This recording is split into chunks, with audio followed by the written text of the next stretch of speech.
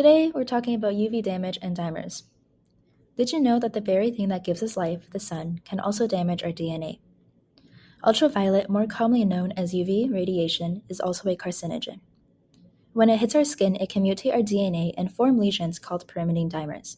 These distort the DNA and block DNA replication and transcription. There are three types of UV light: UVA, UVB, and UVC, all found at different wavelengths. UVA is found at 320 to 400 nanometers and is the most common source of radiation that enters the Earth's atmosphere. It is also the cause of skin aging and the formation of wrinkles. UVB is found at 280 to 320 nanometers, and when being hit at this wavelength, it can cause serious sunburns and skin cancer with prolonged exposure. And finally, UVC is found at 200 to 280 nanometers and is blocked by the Earth's atmosphere, so it is not present on Earth.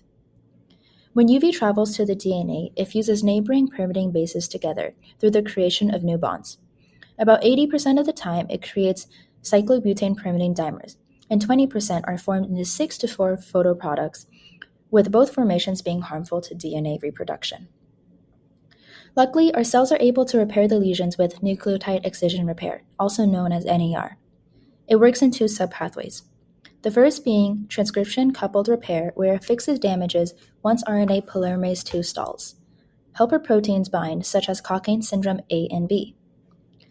The global genome repair scans for the entire genome for bulky lesions using the XPC-HH233B protein complex and UV damage binding proteins to repair the DNA.